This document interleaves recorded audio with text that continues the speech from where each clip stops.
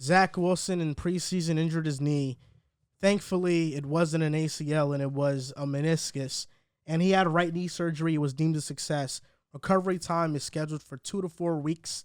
And that begs the question, this has been a growing topic on social media. What if Joe Flacco plays well? What if the Jets go 3-0?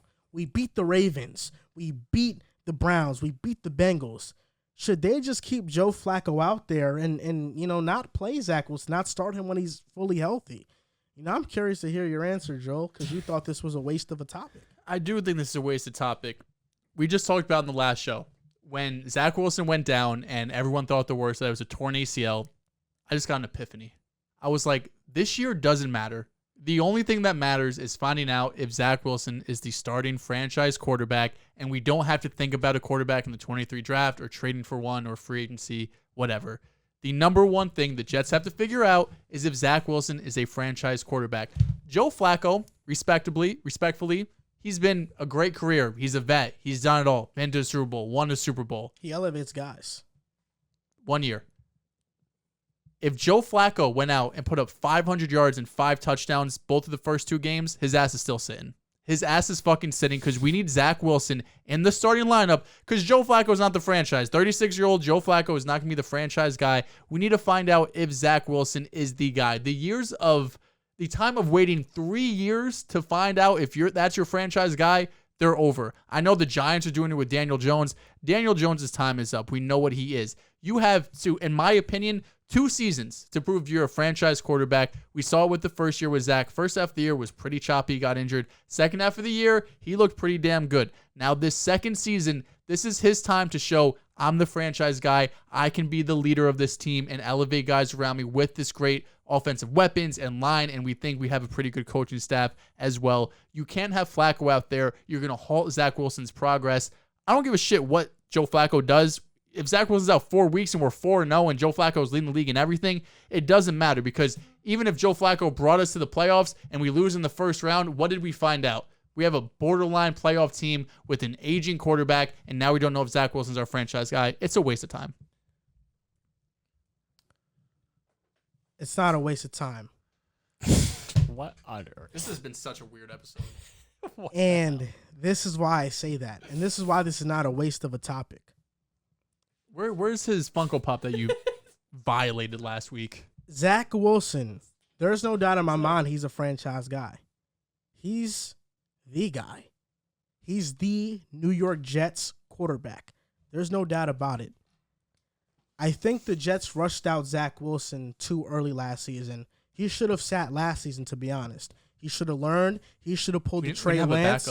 He should have pulled the Trey Lance, and he should have sat and learned, right? We didn't have a backup last year. Yeah, I know. That's on the front office. It is. Last season's schedule started off very tough.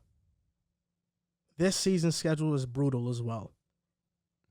Now, Zach Wilson's recovery time is 2 to 4 weeks, which means he might be ready for week 1. If I'm the Jets, if I'm the front office, Zach Wilson is not playing until week 4, and that's the bare minimum. That's really week 4 maybe. And the reason for that is because we're talking about a quarterback who, Joe, you mentioned it last week. How much can you trust Zach? He's had 2 knee injuries in 2 seasons. He was injury prone coming out of college. And the Jets start off against the Ravens, who the have AFC North. Michael Pierce, Calais Campbell, Odafe Owe, and Tyus Bowser. They have the Browns they face the Browns who have Myles Garrett and Jadeveon Clowney. We don't even have reliable tackles. George Fant was good last year. Is he holding down Myles Garrett? Fuck no.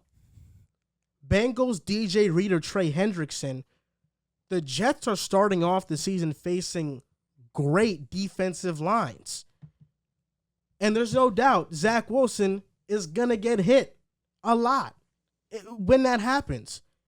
I'm not putting my franchise quarterback at risk. Yes, if Joe Flacco's playing decent, he's playing okay, let him out there until Zach Wilson's 100% healthy. That's why I said it's not a waste of time. Am I saying Zach Wilson sit the entire season? No. But when it's right, come back. When you're fully healthy, comeback. So it is. Week 4. The question is, if Flacco starts off well, should the Jets start him? I think all you said is once Zach Wilson's healthy, he comes back. So if he starts off well, no, he's not starting. Joe Flacco week 1 is probably, let's say, Zach Wilson's probably gonna be ready for week 1, week 2. I still wouldn't start. They're gonna be very cautious. With am him. I starting Zach Wilson against Myles Garrett and Davion Clowney? No. But I think this is a different conversation. I think the Jets also will hold him out week 1. They want to be super sure that they don't rush him back. He needs to be healthy 100%. That's a different conversation. And honestly, we have to. I think that all Jets fans have to now. This should have been done a while ago. Jets fans have to thoroughly investigate the NFL schedule makers. There's no way that the Jets are continuously one of the worst teams in the league, yet we have the toughest schedules in the league almost every other year. It makes no sense. Chicago with Justin Fields, they were the worst team in the NFC North. They have one of the easiest schedules in the league. The Giants, one of the easiest schedules in the league. Well, they're in the NFC. The Jets keep having one of the toughest schedules in the league because even after the first 3 weeks, we're facing the Steelers, Dolphins, Packers, and Broncos. We're talking about T.J. Watt, Cameron Hayward, Emmanuel Ogbah, Christian Wilkins, Jalen Phillips, Rashawn Gary, Devontae White, Kenny Clark, Preston Smith. The Broncos with Randy Gregory and Bradley Chubb. That's our easiest matchup. Oh, Bradley Chubb's the guy now? Randy Gregory's the guy now? I'm just saying. It's despicable. It's despicable. You know why, real quick before you go?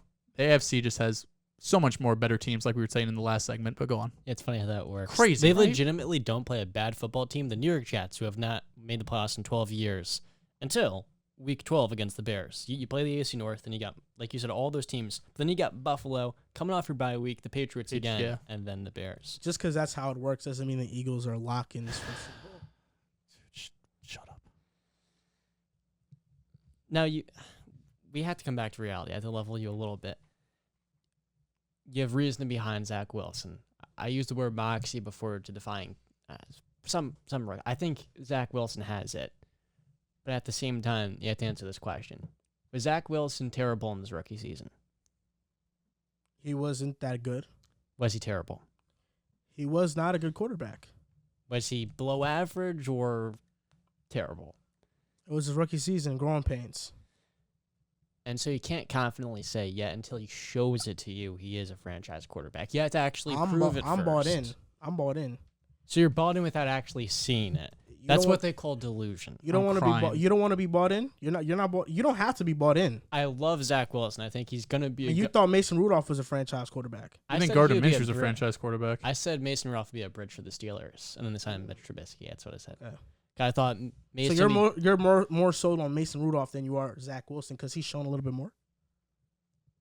Did I call Mason Rudolph franchise quarterback? No, I just said I like Zach Wilson a lot, but until he actually proves it to you, he isn't a franchise quarterback. He has to show it to you. He had a great game for the Titans. He was making terrific throws, and he beat the number 1 seed. Okay, now can we get that for a few more weeks? Can we see you stay healthy? You talked about the injuries. Can we see you put it all together in your second season? And I understand the Jets did not support him well as a rookie, and they should have sat him. I agree with you on that. But the fact of the matter is, much like any of these other young quarterbacks, even if you're not a fan of those teams, you have to hold them to the same standard. The same way Tua, Jalen Hurts, Jordan Love, all to prove themselves. You have to show it before you can say, is this guy a hit? Is he a bust? You have to use that same logic with Zach Wilson, whether or not you're a Jets fan.